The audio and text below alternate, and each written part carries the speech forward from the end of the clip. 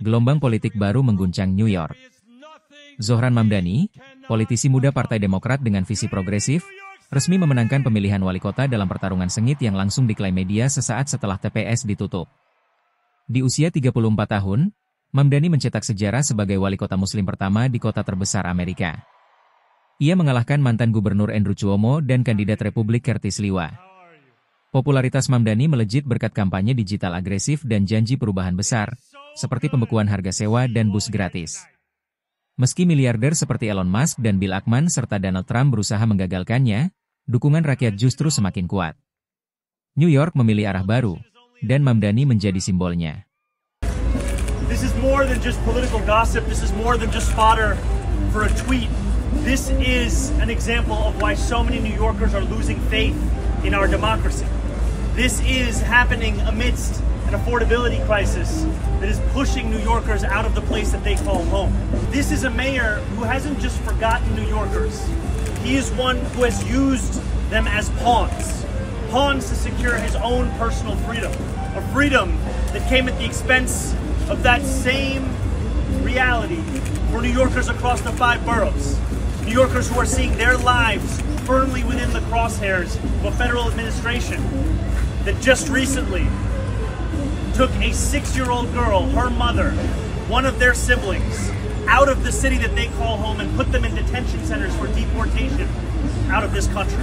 The first child that has been subjected to that treatment right here in these 5 boroughs since Donald Trump became president once again.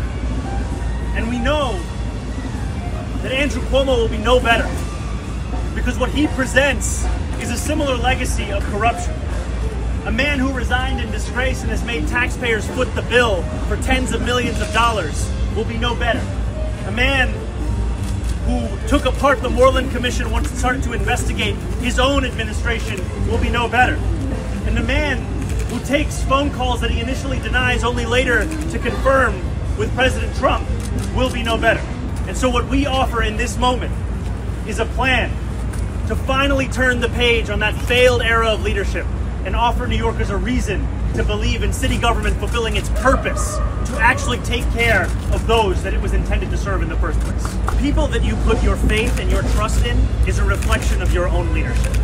That Adams continued to associate himself with Winnie Greco, with Ingrid, after so many clear examples of their corruption. Trump is ready to rip up the laws of this country every single day that he leads this administration. We've seen that already with what he's done in California, what he's doing in DC, and what we know is that New York deserves someone who will actually stand up and fight back, not someone who's calling him in the hopes of overturning the will of Democratic primary voters across the city. What would you do if President Trump were to take over the NYPD like he's done in Washington, D.C.? Well, he wouldn't take over the NYPD. He might seek to federalize the National Guard of New York. And what I would make clear is that so much of what is being done under the auspices of safety is actually putting New Yorkers in danger. We need only look at what's happening in D.C. and the transformation of that city into something more akin to a police state. I am excited and ready at the opportunity to work with the NYPD to create true public safety. And I trust those same officers to deliver that.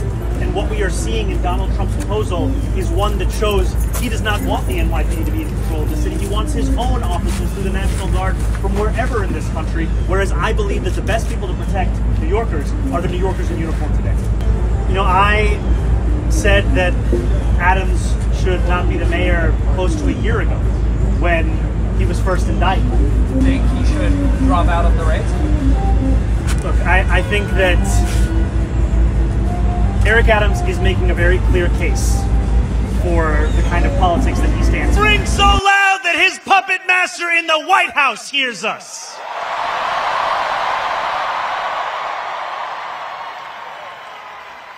New York is not for sale.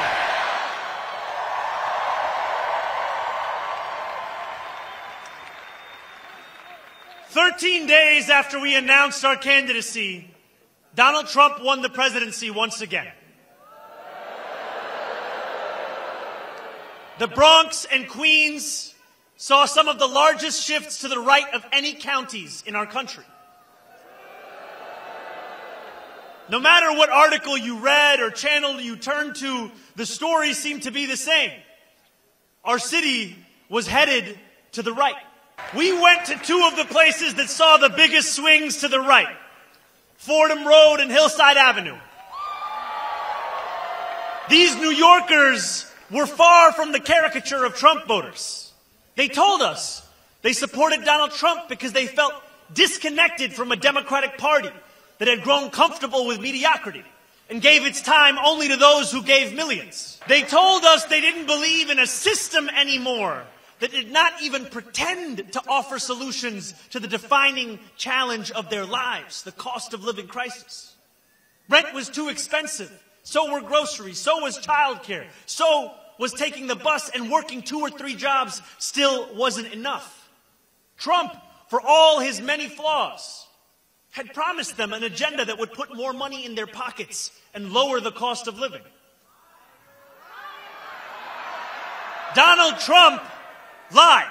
They pumped millions into this race, artificially lengthened my beard to make me seem menacing,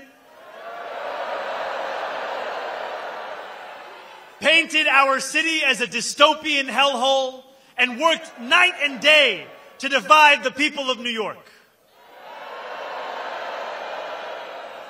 They failed.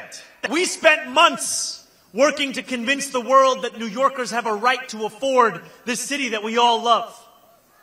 Now, we are being forced to defend the idea that a Muslim is even allowed to lead it. These same big money donors and disgraced politicians have sought to rob us of our ambition because they do not think that you deserve the beauty of a dignified life. These are the robber barons of America, and they believe their money affords them a larger say than the rest of us. They do not want the equation to change. They will do everything they can to prevent their grip from weakening. The truth is as simple as it is non-negotiable. We are all allowed freedom.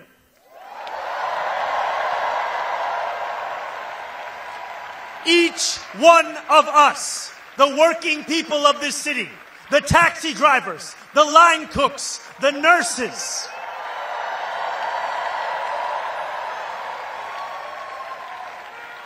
all those seeking lives of grace, not greed, we all get to be free. Because while Donald Trump's billionaire donors think that they have the money to buy this election, we have a movement of the masses. And we are a movement that is not afraid of what we believe. Now is one of those times. But in each of these moments, working people have reached into the darkness and reshaped our democracy. No longer will we allow the Republican Party to be the one of ambition.